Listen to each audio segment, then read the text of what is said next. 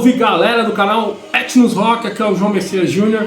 Primeiramente desejando um feliz 2024 para todos aí, que tenham passado muito bem essa vida de ano, com muita paz e música boa nas suas vitrolas. E começando o quadro, já peço desculpas pela ausência, sim, com os cabelos curtos, iniciando o ano de uma forma diferente. E aí resolvi começar o Conexões aí com os dois pés direitos, como eu disse lá no último. Então já tinha passado o menu para vocês e agora vamos que vamos. E eu vou falar de um guitarrista aí que muita gente gosta, talvez muita gente, talvez eu fale dele agora, muita gente ainda não saiba, mas que é um guitarrista que principalmente essa galera do final dos 90, 2000 venera bastante. Eu tô falando do Zakk Wylde, que ele foi conhecido aí com o Ozzy Osbourne e depois ele lançou uma carreira bem frutífera com Black Label Society. Só que eu não vou falar do Black Label Society, tá? Eu vou falar de um álbum que ele fez com o Ozzy, que o tornou mundialmente conhecido, e eu vou falar de um grande trabalho da carreira dele que talvez poucas pessoas conheçam. Mas vamos começar com a carreira dele ao lado do Madman, que é esse descasso aqui, o No More Tears, lançado em 1991.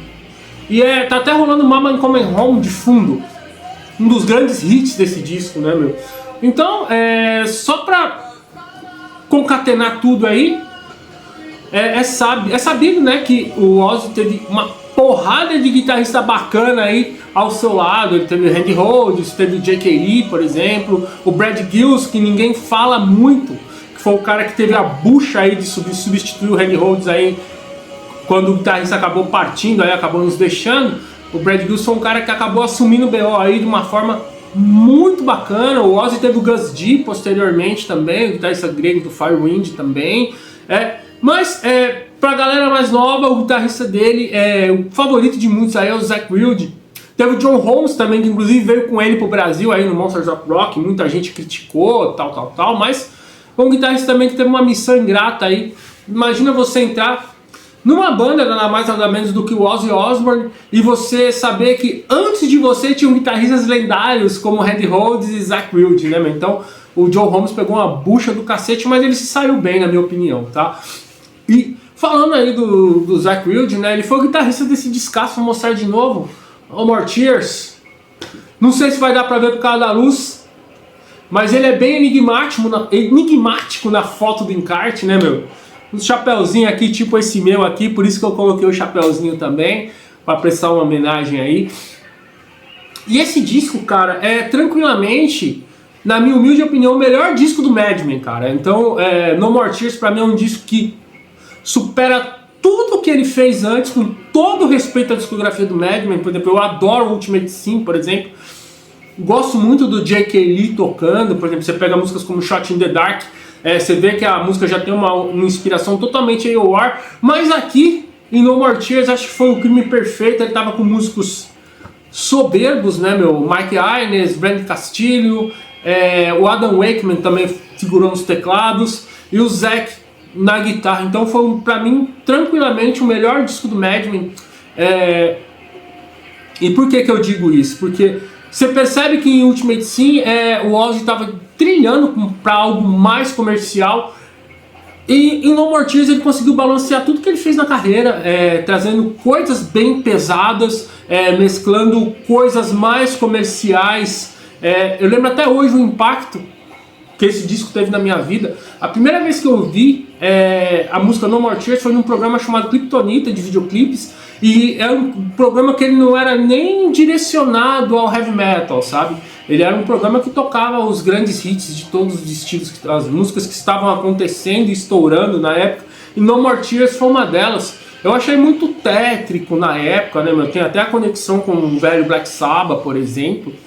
Mas No More Tears é um disco que oferece muito mais, principalmente no quesito de guitarra, cara. Aqui ele teve uma conexão perfeita com o Ozzy, ele conseguiu brilhar, sabe? É aquele garoto que brilha com energia de veterano, sabe?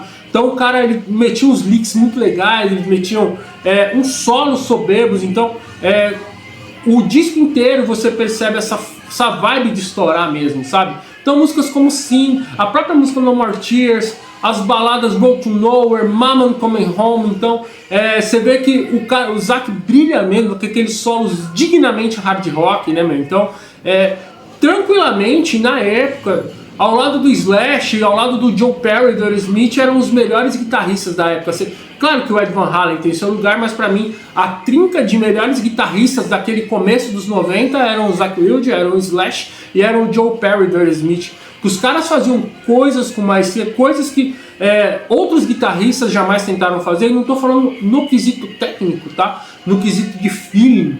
Então, para mim, No More Tears é um disco obrigatório. Se você quer saber da carreira do Zakk Wylde antes do Black Label Society, procura esse disco aqui que você vai gostar pra caramba. Muito do que o Zakk usou no Black Label Society tá aqui no No More Tears. E no outro disco que eu vou mostrar, aí você vai ficar falando: João, mas se não é com o Black Label Society, você vai mostrar o que do Zakk Wylde pra nós? Então espera um pouquinho, aqueles truques de edição, e eu vou voltar com mais Zakk Wylde pra vocês, só que não com o Ozzy Osbourne, beleza? Agora mostrando o outro lado do Zakk Wylde, que foi o Pride and Glory.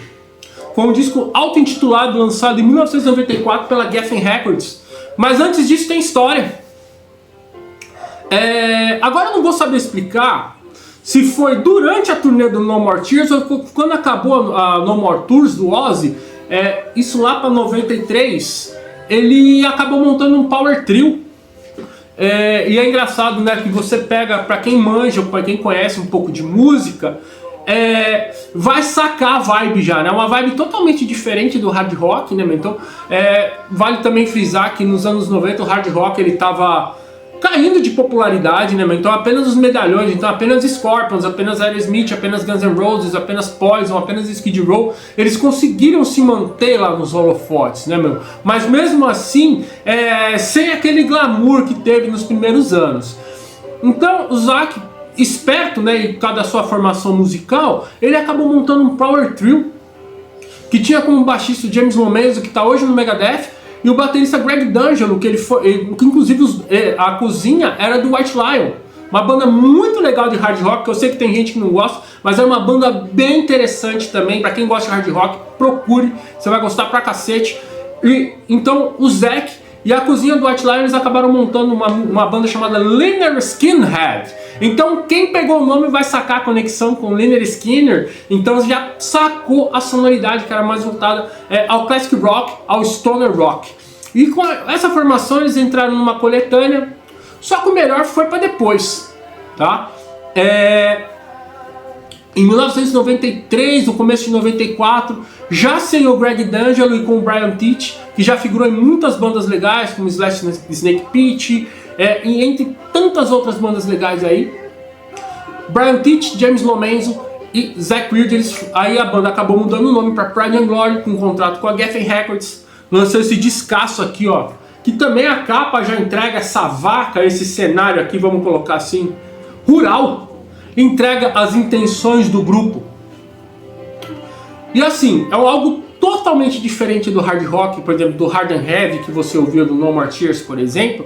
Diferente do hard rock que vinha no começo dos 90, o Zakk, a gente pode falar que ele foi um dos caras que trouxeram a música do Southern Rock, até do próprio Sludge, você começar, porque o Sludge é um filho mais novo do Southern.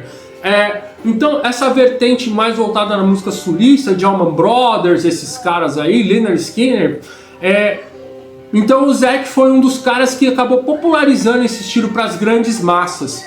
E isso é muito legal, cara, porque foi uma coisa diferente. Eu lembro até hoje, eu acabei pegando esse material numa troca de CDs numa banquinha, e nem o cara da banquinha sabia que essa versão que eu tenho é uma versão dupla, que foi um relançamento da Eagle Records, que foi aqui distribuída por um selo que chamava ST2, que lançou muita coisa legal voltada ao classic rock. E o Zakk, mano, você percebe que ele era um cara realmente à frente do tempo, trazendo essa sonoridade do Southern, mas ela não é uma sonoridade que soa como um café requentado, saca? É uma sonoridade que ela tinha frescor, ela tinha aquela vontade do cara vencer. Um puta disco, um dos melhores discos lançados em 1994, que tinha muita música legal. Por exemplo, você pega a Horse Colored War, que ela tinha uma linha de bateria bem cavala, sabe? Um refrão que assim contrasta totalmente com essa velocidade, que é um refrão que beira no pop. Você pega Loving Woman, que é uma outra vertente do Zakk nesse disco, e do Southern Rock, né, que é aquele lance mais intimista. Harvester of Pain, que já flerta com o blues, ficou muito legal também. Sweet Jesus, que pra mim é um dos ápices do disco, que ela mostra também esse lado do gospel também, ficou bem legal também. O Zac, um puta de um vocalista, talvez muitos não associem, mas o timbre de voz do Zac, ele lembra muito do John Fogerty, do Creedence Clearwater Revival. Então o Zac tem umas referências até latentes demais, que eu acho que ficaram bem legais. E é muito legal, quem gosta das conexões, James Iommi tocou muito tempo com John Fogerty também, antes de voltar pro Megadeth. E tem outras músicas legais, como Troubled Wine, Cry Me a River, que pra mim é o ponto alto desse disco, que ela mescla country, ela mescla rock, ela mescla pop, totalmente Creedence. Pra mim essa música é a mais descarada do Creedence. Se você ouvir ela com atenção, você vai ouvir até alguns acordes que lembram Have You Ever Seen the Rain. Ficou muito legal. Fading Away também é uma música bem legal, que é bem emocional, onde mais uma vez mostraram que vieram. O único pecado desse disco é a música Hate Your Guts, que encerra o track do disco normal, que ela é bem bobinha, bem chatinha, ela é até audível, mas se você for olhar, depois que você ouviu, vou falar de novo, Shine On, Love Woman, Sweet Jesus, Troubled Wine, Cry Me a River, se ouvir Hate Your Guts, cara, dá até um pouquinho daquela baixada de ânimo, mas não apaga o brilho não. Disco obrigatório, pra quem gosta também, o CD2 tem uma versão de Come Together dos Beatles que ficou legal pra cacete, meus amigos. E uma pena que a banda, há pouco tempo depois ela acabou. James Iommi tinha saído antes da banda fazer uns shows no Japão. Quem acabou figurando com ele foi o John Sturgill, baixista, companheiro fiel dele no Black Label Society. Uma pena. A banda se reuniu em 98 para fazer um show, mas depois nunca mais.